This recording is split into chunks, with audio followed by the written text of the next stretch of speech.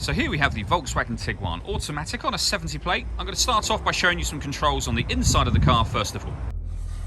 Okay, now that we're inside the car, we're going to start with the dials. On the left-hand side, we have the rev counter, and on the right-hand side, the speedometer.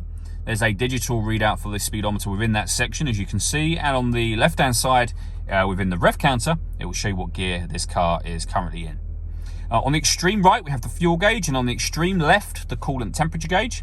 And in the middle, the total miles for this car, which are 1,791. You can change the information that's displayed in this central section by using buttons on the steering wheel. There's various bits of driving data, as well as other menus that are accessible as well.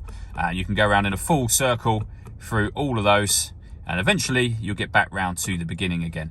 And in fact, that driving data menu, if you wish to, you can also have a digital readout for the speedometer in that section as well.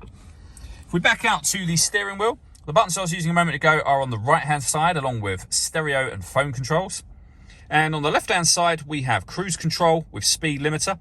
Stereo controls continue as well. Once you set cruise control, you can hit this button just here.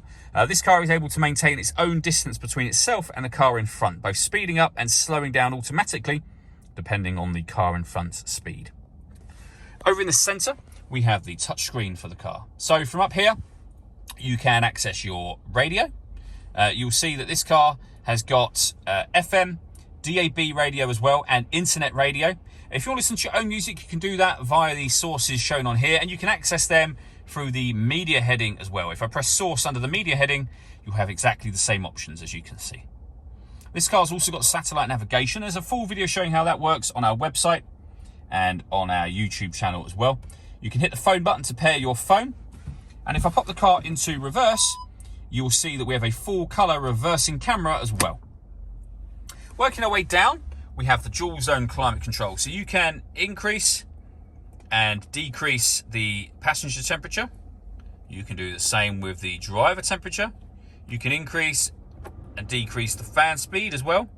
When you're happy with all of those settings, that button turns your air conditioning on and off again. And I say button, this is all sort of touch screen, so there's nothing to actually press. Just touching that section of the panel will turn that on and off. You can also turn on auto if you wish to.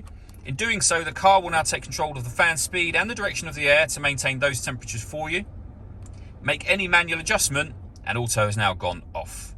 We also have a heated driver's seat and passenger seat, both with 3 different heat settings each. Underneath that section, we have a 12-volt charging socket on the left here, and 2 USB-C inputs. We have the gear lever for the fully automatic gearbox, the button to start and stop the engine. We have the electronic handbrake with an auto hold function. This button I'll come back to last. Over on the left-hand side here, you can turn off the stop and start. This car is designed to cut out when it's stationary in traffic to save you fuel. That system is now off. You can turn the parking sensors on and off. And this button will turn on the autonomous parking. This car is able to park itself. Just follow the instructions on screen to do that. And that last button I mentioned, the mode button, press that and it will enable you to change the driving setup of the car from eco to normal and sport and then individual. And under individual, you can customize all of these things. So for example, if you want the steering set up in sport, but the rest of the car in normal, you can do that. The last thing I wanted to talk about is the panoramic glass roof on this car. So there's a button up here that will open up the sun blind section. Now you can just leave the sun blind open if you wish to. And as you'll see, once it's fully open, that lets in a lot of extra light to the car. Or the front section will actually open as a proper sliding sunroof as well. All that leaves me to say is thank you for taking the time to watch this video. If you'd like to come and see the car in person and have a test drive, please feel free to call any of our MJA sites. We'd love to hear from you soon.